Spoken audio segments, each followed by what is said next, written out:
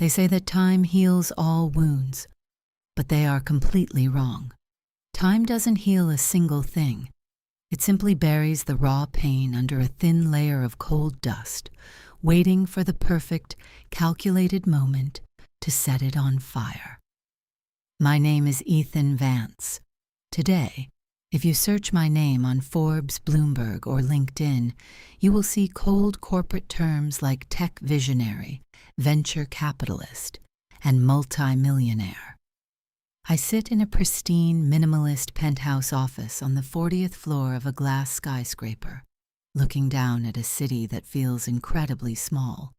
People bow to me in hallways. Powerful CEOs beg for my investment capital. Boardrooms go completely silent when I walk in. But if you peel back the expensive tailored Italian suit, the luxury Swiss watch, and the cold, detached stare, you will find a ghost. The fragile ghost of an 18-year-old boy who spent his university years terrified of his own shadow, walking through campus with his head down, praying he wouldn't be noticed. 10 years ago, I wasn't an architect of wealth. I was a target. I was a subhuman to the elites. I attended one of the most prestigious Ivy League universities in the country on a full, hard-earned academic scholarship. I didn't come from old money. I didn't have a family legacy or a trust fund. My parents were honest, exhausted working-class people who worked 2 separate blue-collar jobs just to afford my textbook fees and my cheap train tickets. I genuinely believed that meritocracy was real. I believed that academic excellence was my golden ticket to a dignified life.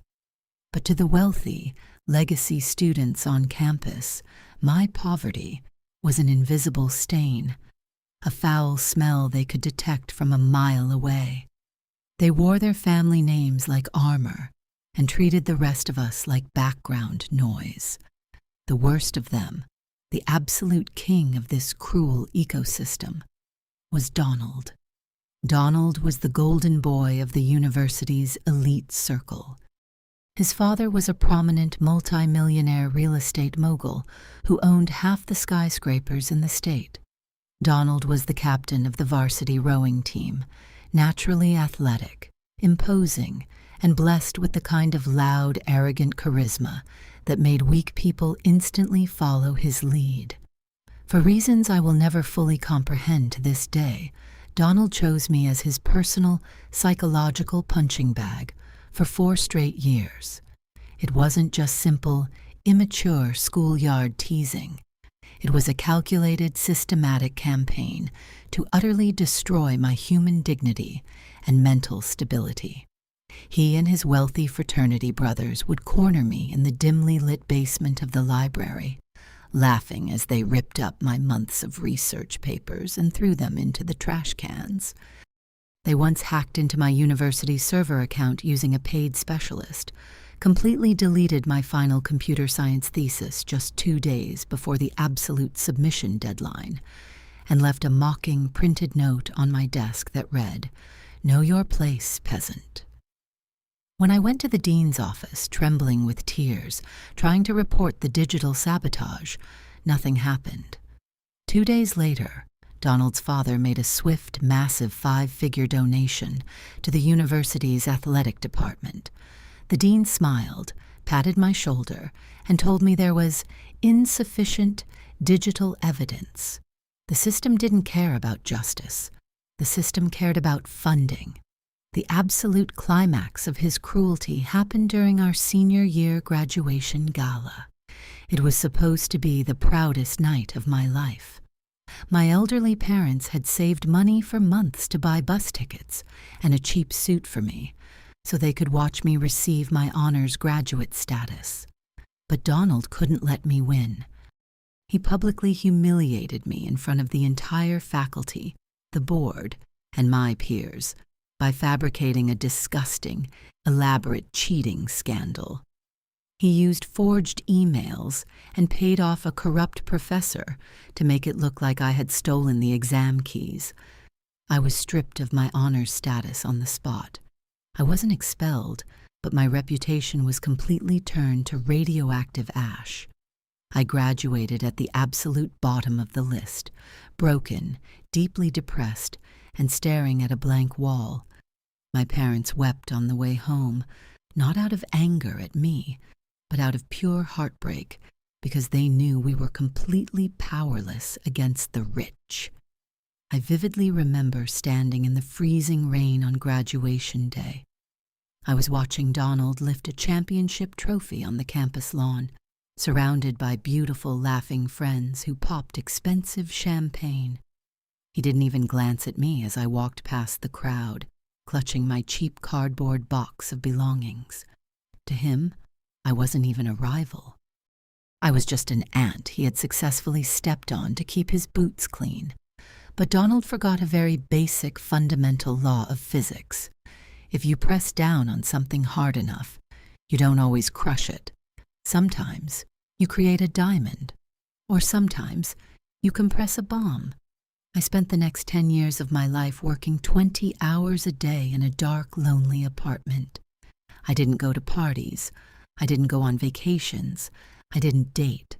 I channeled every single ounce of my humiliation, every burning memory of sleeping on the concrete library floor, because they had glued my dorm room lock shut into a cold, clinical, unstoppable ambition. I founded a proprietary software security firm, built it from the mud, and sold it to a Silicon Valley conglomerate for $80 million. I didn't stop there. I took that capital and transitioned into high-stakes venture capitalism, founding Vance Equity Holdings. I became the shadow ghost who decides which massive businesses live and which ones bleed out into bankruptcy. And then, exactly 2 weeks ago, the universe decided that the 10-year clock had finally run out. My executive assistant walked into my private office and slid a heavy leather corporate proposal across my dark oak desk. "Sir, the primary founders of Apex Logistics are down in the main lobby," she said neutrally. "They are facing an immediate, catastrophic bankruptcy crisis due to supply chain defaults. They are desperately seeking an emergency $5 million cash injection to save their shipping empire from federal liquidation. The lead founder is highly agitated and is insisting on meeting the principal investor personally." I opened the folder slowly. I looked at the high-definition photograph attached to the executive corporate profile. It was Donald. The sharp, athletic jawline was now softer, hidden under stress lines. The thick hair was noticeably thinning, and those arrogant, untouchable eyes were now clouded with the deep, hollow, sweating panic of a man who owes millions of dollars to aggressive, unforgiving corporate predators. His father had passed away 2 years prior. His massive inheritance had been completely mismanaged through terrible luxury investments, and his entire family legacy was about to slide into a black hole of public shame. He had absolutely no idea who owned Vance Equity Holdings. My company operates under a highly complex, multi-layered private holding structure to protect my privacy. To Donald, I was just a nameless, faceless, multi-billionaire savior who could write a single check and save his pathetic life from ruin. I stared at his panicked face in the photograph for a long time. My hands didn't shake. My heart didn't race. A slow, chilling, geometric smile spread across my face. I looked up at my assistant. "Tell Donald I will see him in the main boardroom right now. And make sure you pour him our most expensive 20-year-old scotch. I want him to feel incredibly safe, comfortable, and arrogant before we begin our conversation." The heavy, soundproof oak doors of my private boardroom opened with a soft click, and Donald walked in.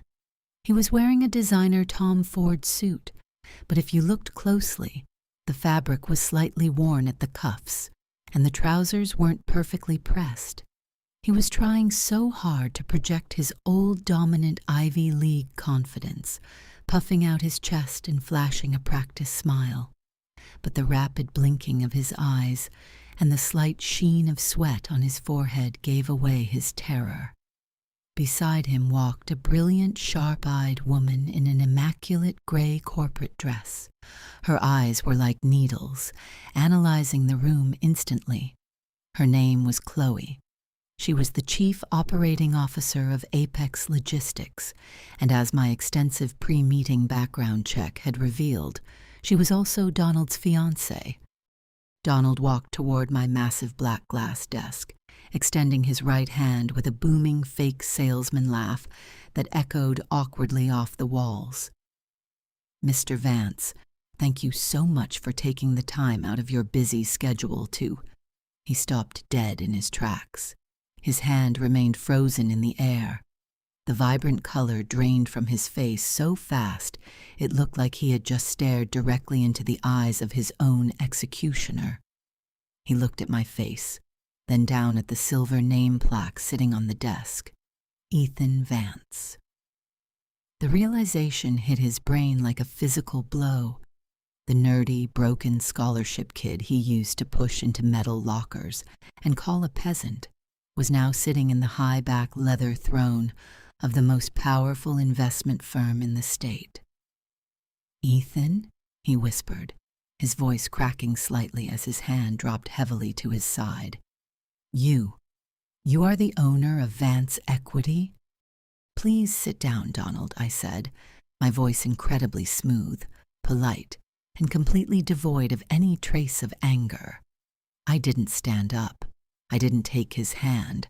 I simply gestured toward the expensive leather chairs directly across from me. "We have a significant amount of serious business to discuss, and time is a luxury you do not have." Chloe looked between the two of us, her sharp, analytical mind instantly detecting the sudden, suffocating wall of tension that had just dropped into the room. "Donald, do you two have a history? Do you know each other?" We went to university together," Donald stammered, slowly sinking into the leather chair as if his legs could no longer support his weight. All of his old, dominant physical posture was completely gone. He looked incredibly small in that large chair. We were old college friends." "We weren't friends, Donald. Let's not insult the high intelligence of your lovely fiancé," I said, leaning forward slowly and resting my chin on my laced fingers, staring directly into his soul. "You spent 4 years doing everything in your power to destroy my sanity and my future. But I am a clinical businessman, Donald. I don't let childhood emotions or past high school drama interfere with a highly profitable opportunity. I have read your financial proposal for Apex Logistics very carefully." Donald swallowed hard, his Adam's apple moving violently. A tiny, desperate spark of hope flickered in his bloodshot eyes. You have? Look, Ethan, about the past. We were young, stupid, reckless kids. We had too much money and no boundaries. I am truly, deeply sorry for how things went down back then. I really am. But Apex Logistics is a gold mine, I swear. We just had a terrible quarter due to port delays. $5 million will stabilize our immediate shipping lines, and we can confidently project a 300% return on investment within 2 fiscal years. I just need a lifeline, Ethan. Just one chance. I looked down at the financial documents spread across my desk. I already knew the absolute truth. Apex Logistics wasn't a gold mine. It was a rapidly sinking Titanic ship filled with internal corruption, bleeding cash, and massive hidden debts that Donald had illegally hidden from his corporate auditors. "I believe your numbers, Donald," I lied smoothly, looking him straight in the eyes with a warm, completely trusting expression that I had practiced for years. "In fact, I am willing to offer you significantly more than you originally asked for. I won't give you $5 million. I am prepared to invest $10 million in cold cash into Apex Logistics today." Donald practically gasped for air. He looked like a death row inmate who had just received a phone call with a full pardon from the governor at the final second. 10 million? Ethan, my God, I don't even know what to say. You are saving my family name. You are saving my life. But, I interrupted, raising a single finger to cut off his joy, there are incredibly strict, unnegotiable corporate conditions.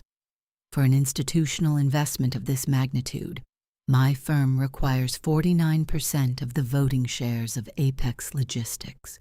Furthermore, I require our standard high-risk collateral clause. If Apex Logistics fails to hit its target revenue milestones by the exact end of this current quarter, which is exactly 30 days from today, Vance Equity takes full 100% operational ownership of the company. Additionally, Donald, your personal real estate holdings, including your family's estate, will be immediately seized to liquidate the remaining debt. Chloe frowned deeply, her brilliant defensive corporate mind immediately sensing a massive fatal trap. She leaned forward, placing her hands on the desk. Mr. Vance, a 30-day revenue target with total personal asset seizure is unheard of. It's predatory. That places Donald's entire personal life, his home, and his entire future on a knife's edge.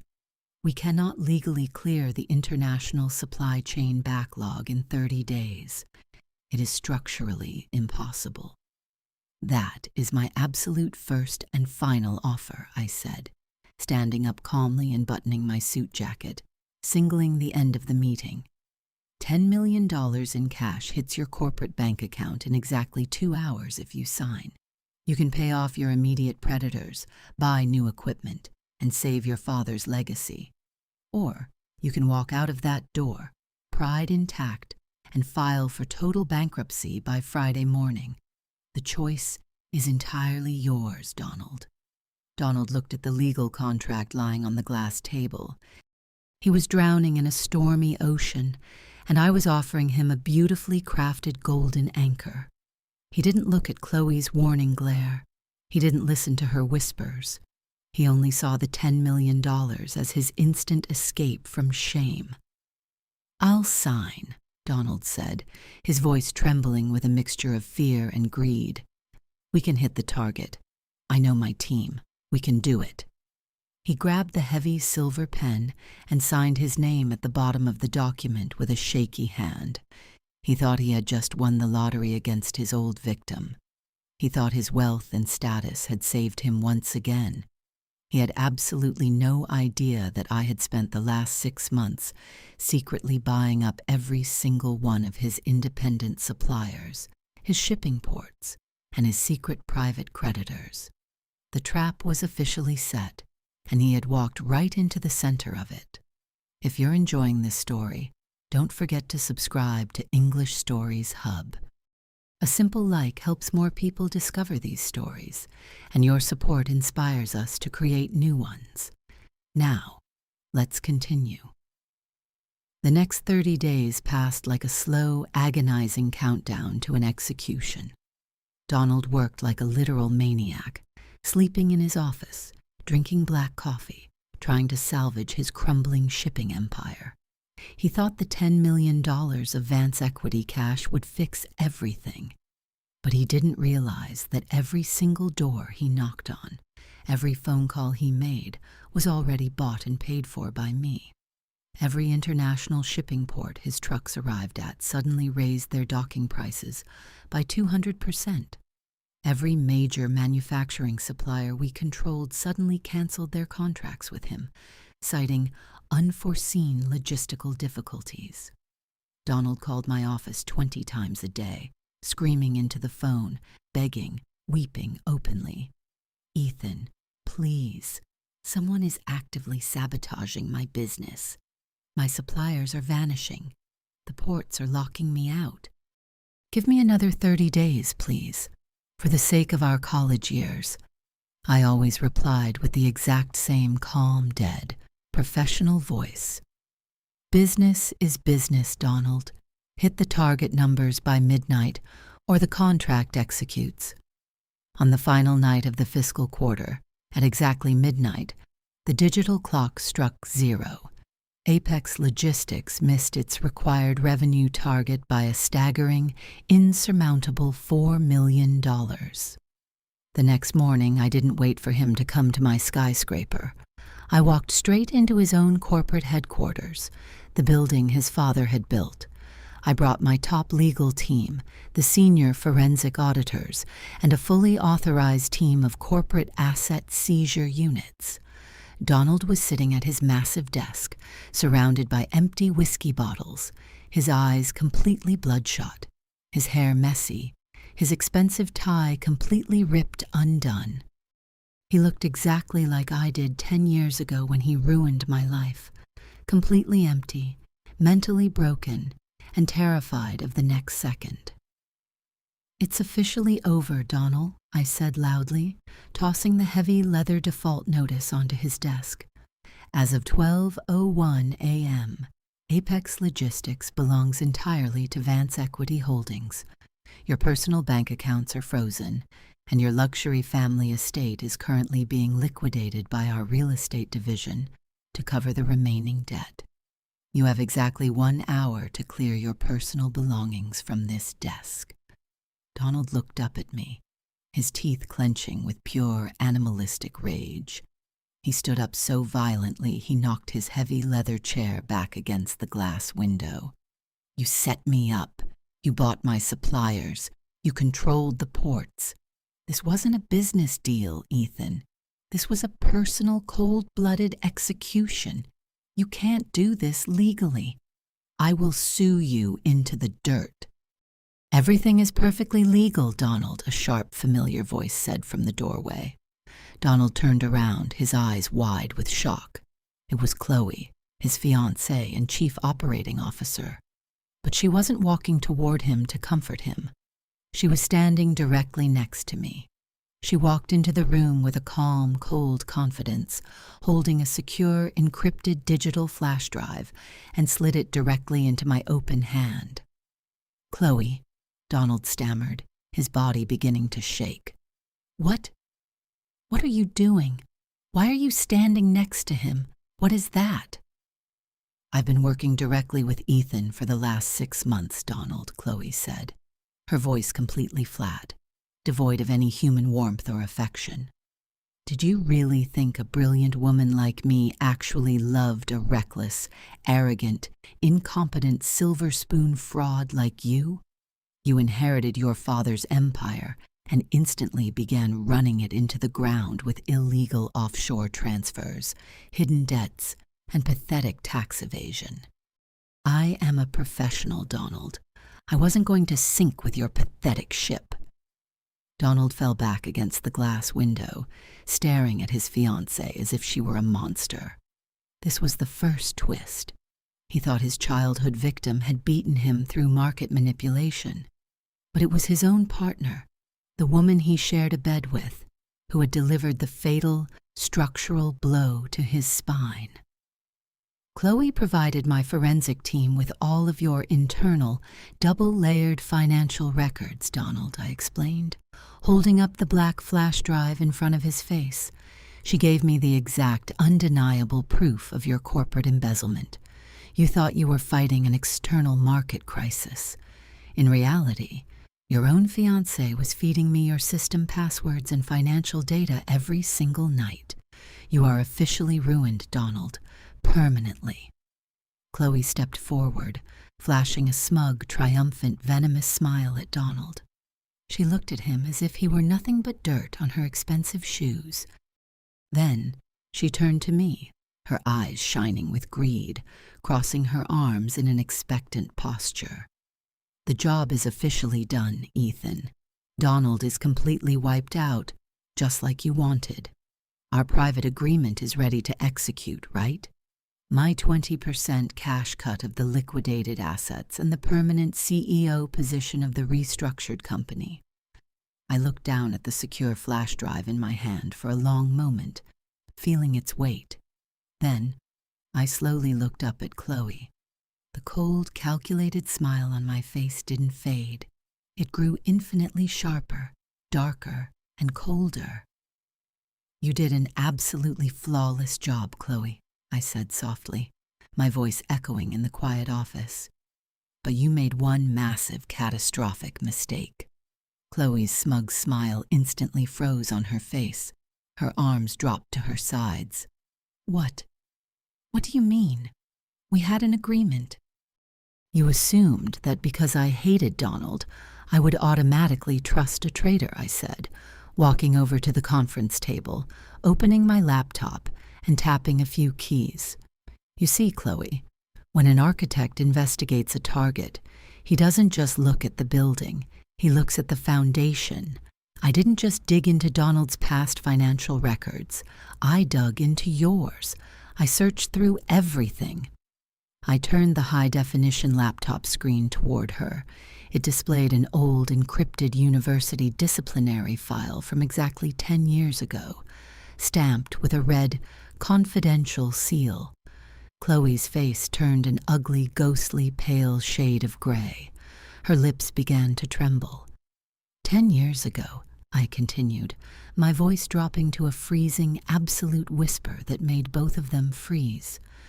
"Donald didn't hack the university database by himself to delete my computer science thesis. He didn't have the technical skills, the coding knowledge, or the intelligence to bypass an Ivy League security firewall. It was you, Chloe. You were the brilliant, greedy IT scholarship student in my class who wanted to secure your own financial future. So you did Donald's dirty work in exchange for his father's massive financial favors and a guaranteed job at this company. You were the one who physically deleted my life's work and left that mocking note on my desk." Donald looked from me to Chloe, his brain completely exploding from the layers of deception. "Chloe, you were the one who did that? You told me it was a random hacker you found." "I forgot about you, Ethan," Chloe yelled, her voice turning high-pitched and frantic as she took a step back. "That was 10 long years ago. We were stupid college kids.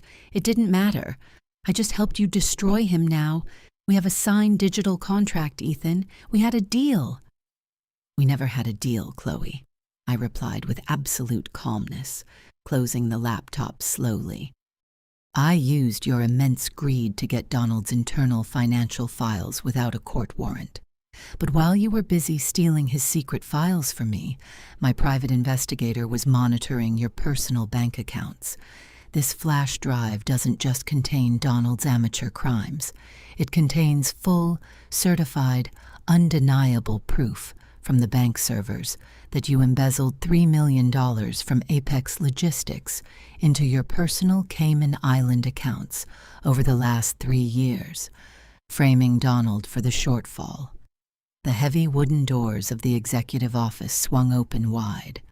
2 uniformed federal agents and a senior detective from the Financial Crimes Division walked in, accompanied by my private investigator, Marcus.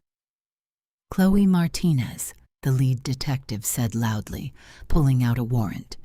"You are officially under arrest for corporate embezzlement, wire fraud, grand larceny, and digital identity theft." Chloe began to scream like a wild animal, her fingernails scratching against the polished wood of the desk as the federal agents grabbed her arms and forced them behind her back. She called me a psychopath. She cursed Donald. She wept hysterically, her makeup smearing across her face as the heavy silver handcuffs clicked tightly shut around her wrists. She was forcefully dragged out of the executive's suite, her screams fading down the long, empty hallway until the elevator doors closed. The massive office went completely, dead silent once again. Donald sat flat on the floor, surrounded by his empty bottles, completely bankrupt, completely betrayed by the only woman he ever loved and trusted, facing a lifetime of intense public shame, poverty, and legal liability. He looked up at me from the ground, his eyes completely hollow, tears streaming down his unwashed face. "You took everything from me, Ethan. You took my home, my father's name, my fiancé, everything. I walked over to the exit door, stopping for a brief, final second to look back down at the golden boy who used to rule the university campus with a whip. I didn't take a single thing from you, Donald, I said quietly, adjusting the silver cuffs of my shirt. I simply built the stage and turned on the lights. Your own actions, your own past cruelty, your own insatiable greed, and the toxic people you chose to surround yourself with did the rest of the work for me. 10 years ago, on graduation day, you told me that the world belongs only to the ruthless. You were absolutely right, Donald, but you forgot one beautiful, terrifying rule of nature. The ruthless always end up eating each other alive. I stepped out of the office and into the private elevator. As the steel doors closed, looking at my reflection in the polished mirror, the heavy, suffocating weight that had lived in my chest for 10 long years finally, completely vanished into the air. The architect had finished his masterpiece. Karma had officially served its purpose, and the debt was paid in full. Thank you for spending your time with us. If this story touched your heart, please leave a comment and let us know what you thought. We'd also love to hear what kind of stories you'd like to listen to next. If you enjoyed this video, don't forget to like it and subscribe to English Stories Hub.